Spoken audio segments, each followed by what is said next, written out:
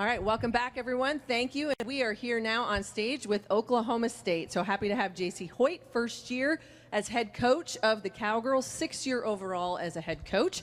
And she is joined by two of her student athletes, 5th-year senior Cassidy DeLapp and redshirt 5th-year senior, a transfer from Kansas City, Mimi Altnatas. Did I say that right? Alnatas. Alnatas, all right. Well, thank you for correct. No, I feel like you are the best person to do that. So that's what we need to do, have you say it. Coach, you became the head coach in Stillwater this spring. You take over a women's basketball program that has been filled with a lot of history, a lot of tradition. How have you spent these first few months putting not only your stamp on this program, but then also kind of embracing those other pieces of it as well?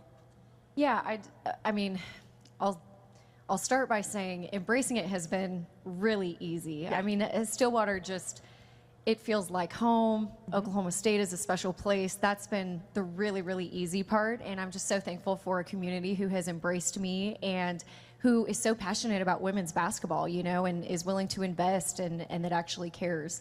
And then as far as putting my stamp on it, just, you know, it all started for me in assembling my staff and putting our roster together. And I couldn't be more excited about what we've been able to do. Can you talk a little bit about the style of play that we will see this year in Stillwater and from your group? Yeah, we want to play fast. We want to shoot a lot of threes and make a lot of layups. Okay. So definitely want to get up and down. If you were to look at the players that we were able to keep and the players that we were able to get out of the portal, you'll see a lot of points on the board. I mean, we were really able to assemble a lot of players who can score the ball. So that's been fun. We had a scrimmage the other day and put up like 93 points, you know, and now defensively we got some work to do because we also gave up 93 points and the game went to overtime. But no, I love where we're at offensively in terms of the style that we want to play, and defensively we're still working on it. And when you talk about some of those transfers, we can talk about Mimi, and I'll ask her a couple questions in just a moment.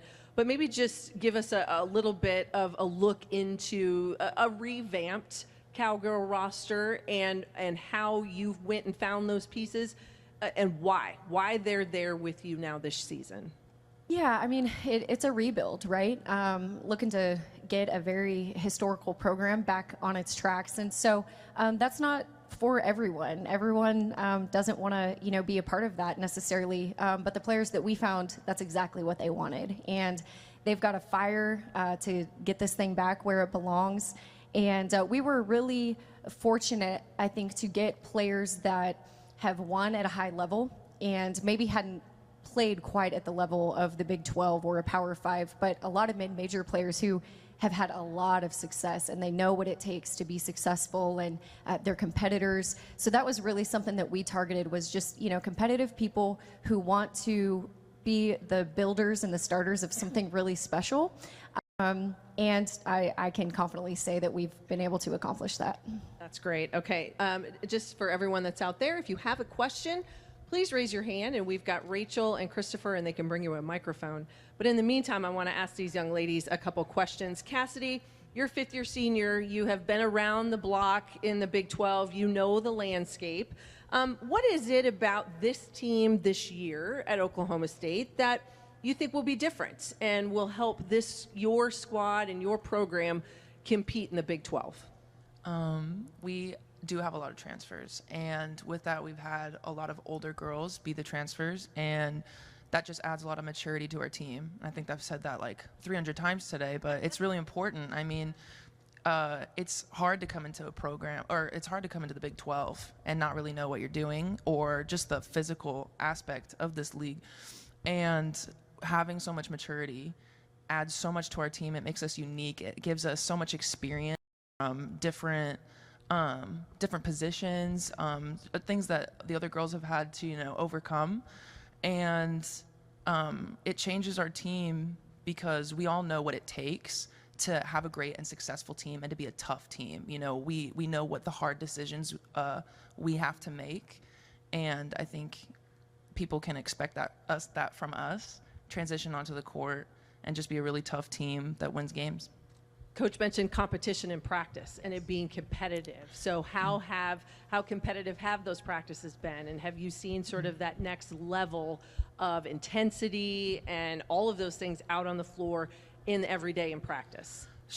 Coach Hoyt sets up practice in a very unique way that I haven't really had before. And there's a winner and there's a loser for everything.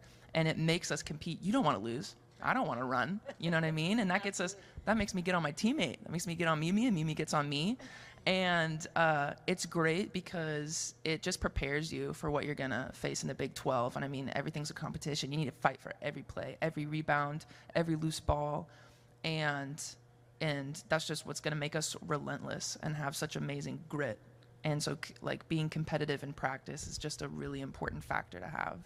Absolutely. All right, Mimi, you're a fifth-year transfer. You come from Kansas City and the Summit League, where you were second last year in scoring in that league. But as you make this transition to the Big 12, to this program, what is it that you think is going to be key for you? And what did you work on in the off season in preparing you for the Big 12?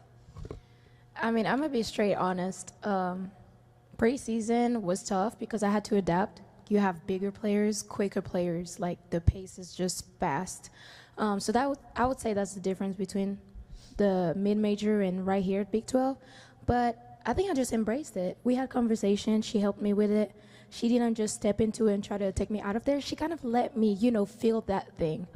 But it was just a good feeling to know that even if she's from a distance, she has my back. So it's just like taking it day by day. And I'm still learning that because it's not easy to live in the present. It's not easy. I am a person that's very futuristic. I see the future, and that's just how I am. But taking it one day at a time, staying focused on what's the next best thing that I can do. And as soon as I flipped that switch and I just changed my perspective, now it's fun. It's a lot more fun, and I get to embrace and develop other part of my game that I didn't know it was there. But, being pushed every day, you go against Cassidy that wanted to block your shot every day. Guess what? You got to adapt now. It's not the mid-major anymore. It's not as easy. You know what I mean? So it's like I'm very grateful to have girls like Cass. A lot of them, Tay, they're just way bigger, way stronger, and being competitive in practice, it's like that's just what we do. We push one another. So whenever the time comes where you have to, the tip-off is there, like it's go time. So I think that's pretty cool. No, that sounds fantastic. And the fact that you're willing to compete and get on in there and coaches allowed you to sort of figure this out on your own, that says a lot. Coach, I've asked a lot of the others that have come and sat in that seat about the gauntlet. We all know what the Big 12 is going to be about, that it's a round robin. We beat up on each other. You've got to win a cup. You've got to hold home court and hope that you can steal a few on the road. So as you look at your non-conference and kind of think about the first couple months or so and then hit January, what to you become some of the biggest challenges of the Big 12 season? Well, I think exactly what you just said, just the gauntlet. And there are, you can't have an off night or you're going to get your butt beat, Right. And not even an off night, but it could be a bad half of basketball. And I'm really fortunate for my time at Kansas State that really taught me that and prepared me for, just knowing what to expect. But we wouldn't have it any other way, and that's how it's supposed to be, and I love that, and I love being pushed. I love that my players are going to be pushed and held to the absolute highest standard, because really we focus a lot at Oklahoma State just on the process of things, and that level of competition is going to refine you in ways that other things just can't, and so we're really looking forward to that. We're very focused on ourselves, to be honest. We've got so much to accomplish this year and just not proving anything to anyone else. We're really not about that. We're more about just proving ourselves right and, kind of a me versus me and an us versus us mentality. I've seen my players really latch on to that, and I just love the way that we're trajecting right now. And I got one more question for Cassidy, because I know you've been around, as we said, been around the block. You've been at Oklahoma State for a while. You know what a great place Gallagher-Iber can be for a fan environment for basketball, and especially for women's basketball. And there's a big history and a great support in your Stillwater community. So how important will it be to get that fan engagement for all of you to kind of build that energy as you work on the rebuild and be part of this process? It's incredibly important, and to have fan engagement, it gets us going, it builds our program, it gets people excited not only about women's basketball, but women's athletics in general. And I think that only can propel people forward into supporting women athletes. And I mean, like you said, GIA, it's so much history, and it's, incredibly grateful to step onto that court every day and be able to play basketball because of everything that everybody's done before you, and that to, help everybody that will come after you. And I think that's what it's about. And I think just to have the fans understand that we're laying a foundation and we're trying to leave a legacy that Coach Hoyt will continue to bring, and to see those stands just full of people loving on women's basketball, women's athletics, and OSU as a whole will be incredibly fulfilling. Well, that's fantastic. You guys will be foundation builders, but also pay it forward a little bit as you move on. But you've got a great season ahead of you.